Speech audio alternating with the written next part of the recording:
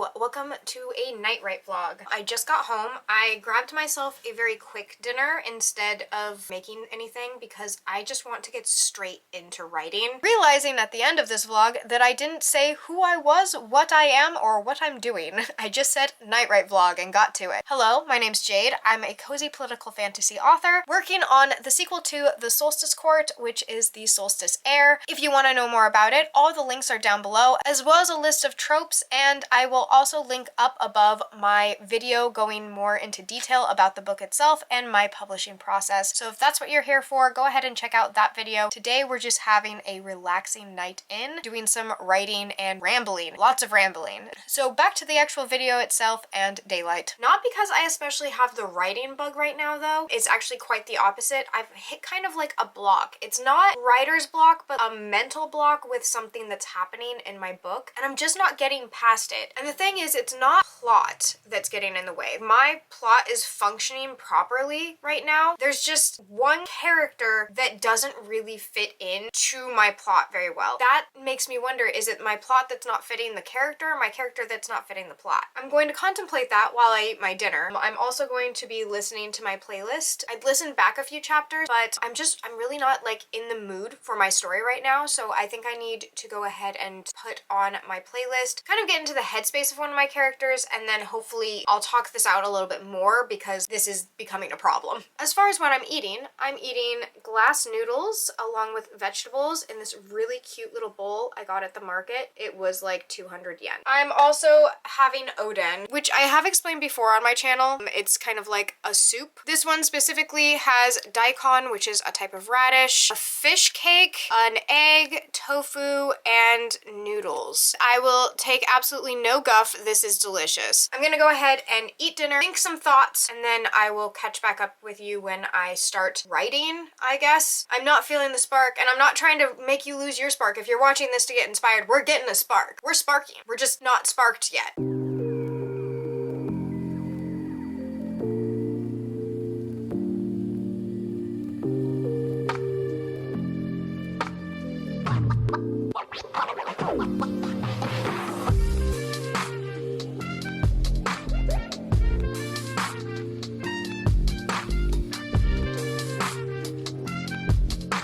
Guys, I got the hiccups and I almost used it as an excuse to cancel this vlog. That's where we're at right now. That's the energy we're working with. This needs to stop. A bit more on the state of affairs as the sun starts to sink. The character in question is not a main character. That's the good part. My main characters, I don't really have to worry about this kind of situation happening. This has only ever happened with side plot characters that do help with the plot, or characters that are doing like a side thing, but they're never the core group as a whole. I don't have this kind of problem with them. And it's not that my characters won't get in the way of things. They'll get in the way of the plot, but it doesn't really work that way for me. That just means the plot needs to change because my characters are my story and they move along. As long as we reach like our goalpost, I'm good with how they get there. I'm able to cinch it up. That's cool with me. I am very much so a character advocate kind of writer. However, this character is not one of those characters. They do not get to kind of dictate the plot. They are there to help. They are support. I need to kind of figure out fundamentally, do I change this character or do I change their part in the story? Once I kind of get set into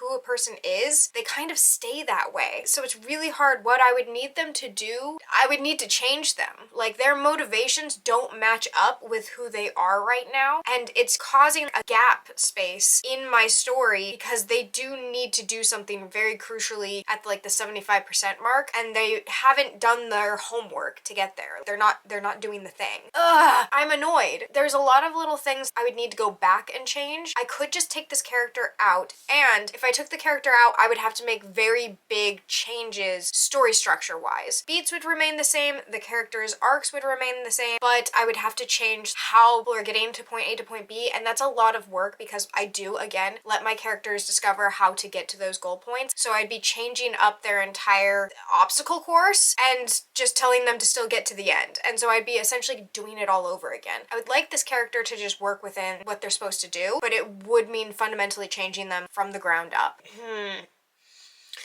So I need to change them.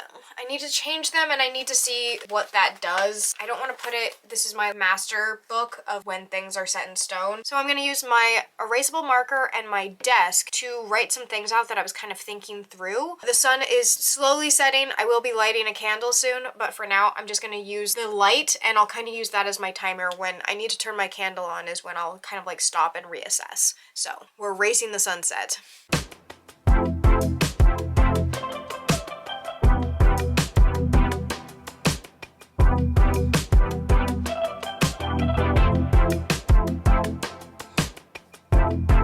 I beat the sun. I kind of just wrote out the timeline and sequence of events that I need to happen that leads into the scene and what this character is doing on the side, and if I changed them fundamentally, what they could be doing instead, and it actually made sense. It works.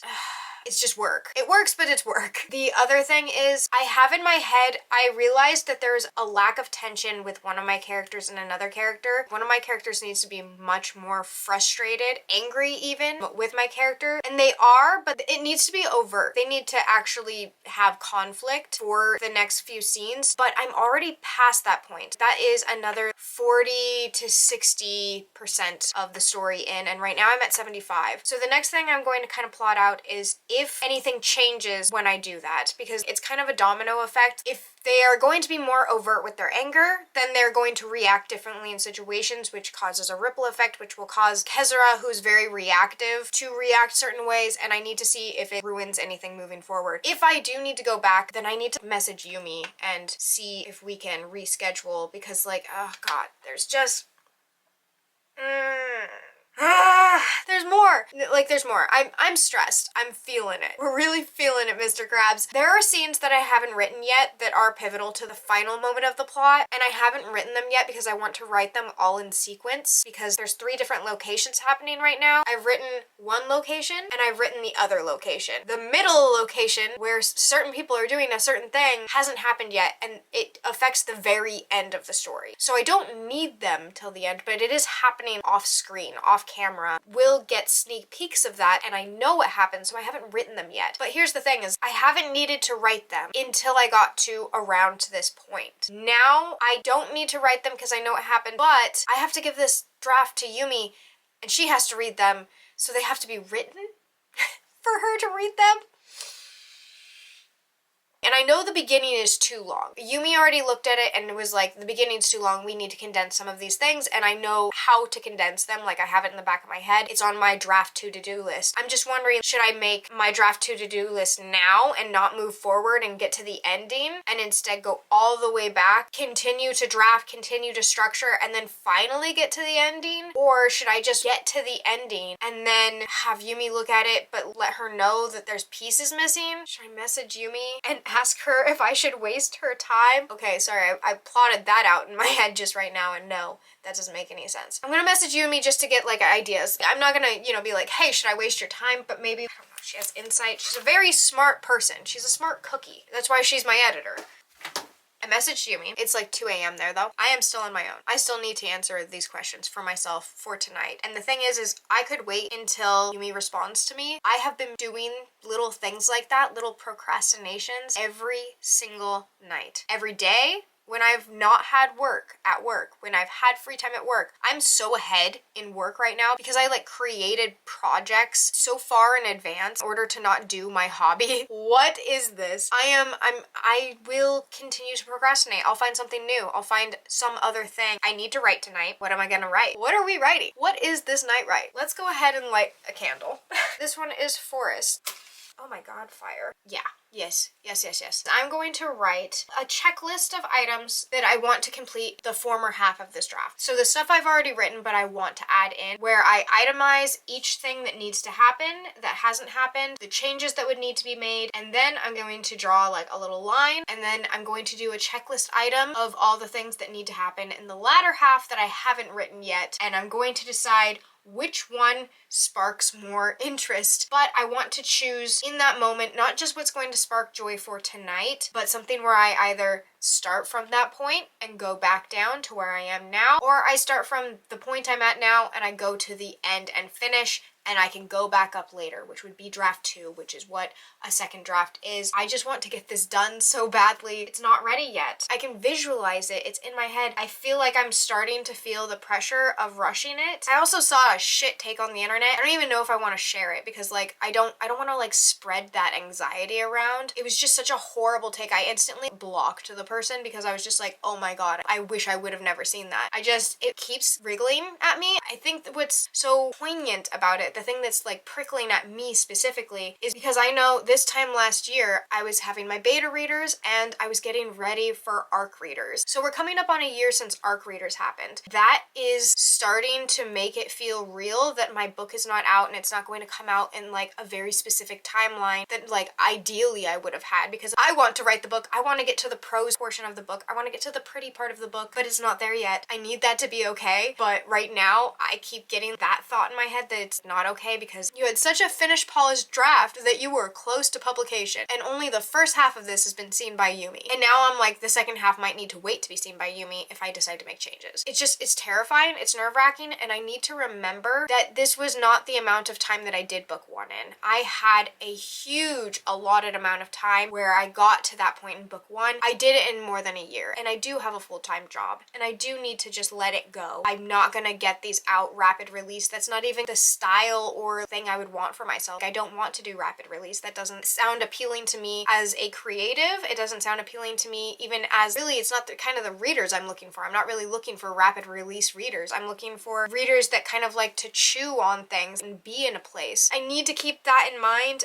as a writer, as an author, moving forward, that's kind of what it's going to be like. It's going to be a very polished book. Victoria also, when she reviewed my book, said it didn't seem like a debut. And I think that's because I really just took my time on it. I didn't allow pressures to get to me. When it was going to be released, it was going to be released. And this book deserves the exact same respect and maybe not the exact same time. I don't know how long this book is going to take. I just want it to be correct, and I want it to feel good, and I want it to feel right. I do have questions that I'm supposed to be answering in this vlog, but I think I'm going to go ahead and answer them in the next one. I am going to do a second night write. I have decided I need to make this a little bit more ritualistic. So I will be answering questions that people had for me in the second night write vlog. In this one, I just need to get writing, not procrastinate any longer with speaking. Let's go ahead and get started on a to-do list for what we're going to get started on.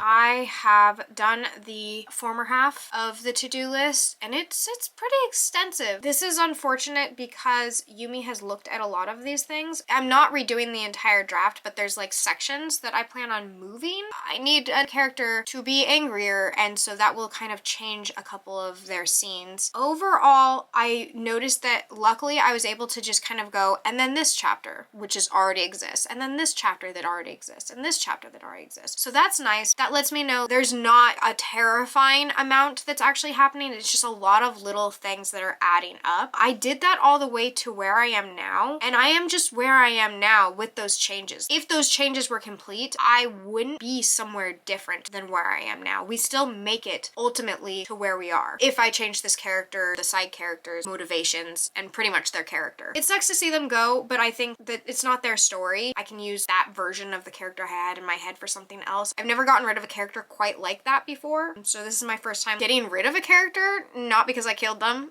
but because they didn't serve the plot. But it got me up to the point of where I am now. This is helpful because as I'm writing onward, I can try and make this my reality. If I'm thinking about what's happened in the past, or if like Ambrose needs to reference something, I can go and look at this list and make sure like that's what's actually happening because I got this list out. It actually feels, while it is, I'm not gonna lie, it's a long list. It's not entirely fun to look at. It is kind of actually relieving to look at because I know what I need to do. I can see it, I'm visualizing it. As I wrote it out, I had to do the next checklist It was kind of like creating plot points, which I already have a plot. I was able to keep my fundamental plot points while changing what's happening within each scene. I'm going to, even though I kind of want to write the next scene, I am going to write my way to the end to see what I'm actually dealing with, what I'm actually working with. I'm just going to list it out so I can see the entire book of changes and then what needs to happen. Let's do the latter half and just make it a little easier to chew.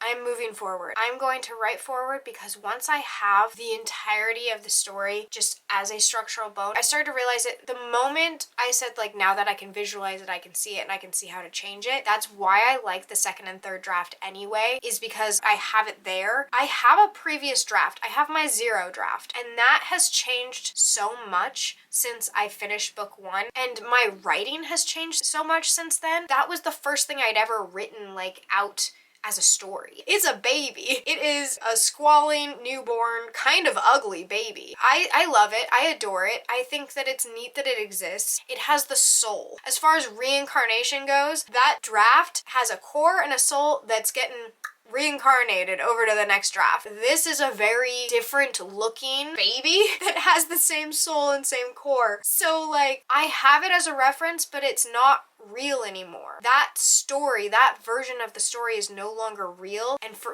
this draft to feel real, I need it to just feel real. So I need to write it. I need to get it to its ending, and then I can look back and then I can move shit, and it'll feel so much better. And once I get to the end there, I can go back up. I'll have a nuanced understanding of certain things that need to happen that weren't there before. Right now I have plot points, but once you get in the scene, those scenes change. The characters move it around. The characters react in ways you hadn't necessarily already thought about. That's what I need to do there. I'm gonna go ahead and start writing this next scene. Whether I give this to Yumi or not, I am gonna let Yumi to respond to that one. If Yumi wants to see the draft as is and we can talk about it a little bit more, that's something different because she's also my friend and we can, like, chit chat. On an editing standpoint, I don't think that this is ready for her, and I think I'll need to go back and do some of the former checklist items before it is ready to go to her. That's unfortunate. It's also just true. So we need to just make this reality, make this a reality. I need to accept my reality, and I need to get writing. This was progress. This is a part of writing. Like, staring off into the void,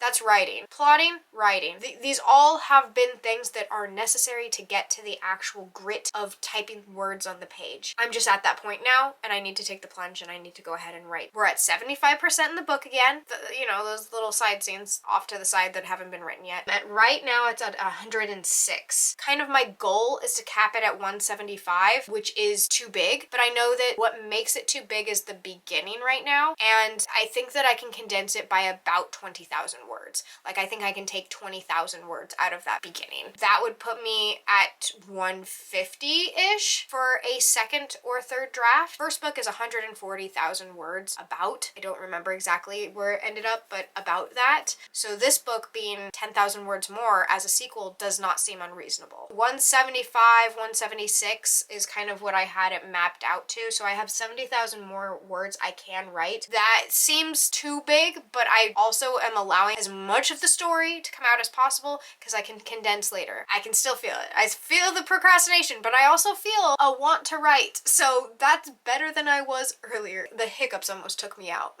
Let's go ahead and get to a fresh page. That'll just make me feel better. And I'm gonna go ahead and start writing.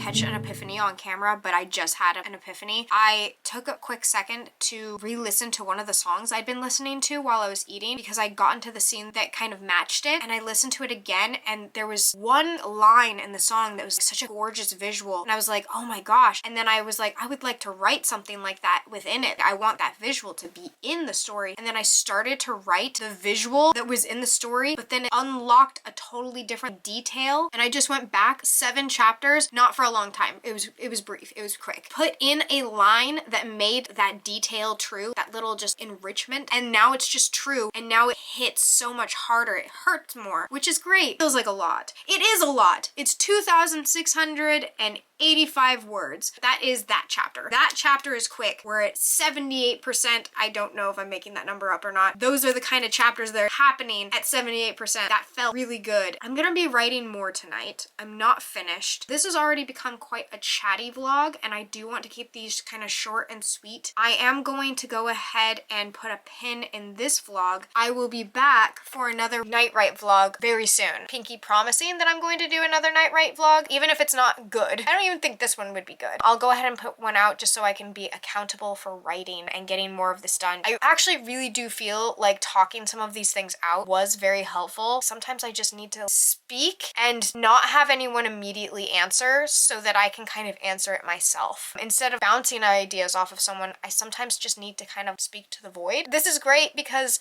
right now I'm speaking to the void, but if any of this resonated with you, I hope it was helpful. If you are struggling with a part in your book, just throw things at the wall, see what works, because there's going to be different things that come up. The hurdle is not impossible. It might be very large, it might be very big, it might be a whole bunch of little obstacles, but you just need to kind of do it. And I really did need to gear myself up to do it. I wouldn't have done this naturally. I don't think. I probably would have just sat with my thoughts and stewed on it like I've been doing for most of this month. Okay, very rambly night write vlog. Sorry for that. Again, hope you got something out of it, and I will be back for another one. If you made it this far in the video, go ahead and leave a scroll emoji. I can't tell you why that's important, but it definitely is. But whether you do or not, I hope you're enjoying the sun or more stars wherever you are, and until next time, bye!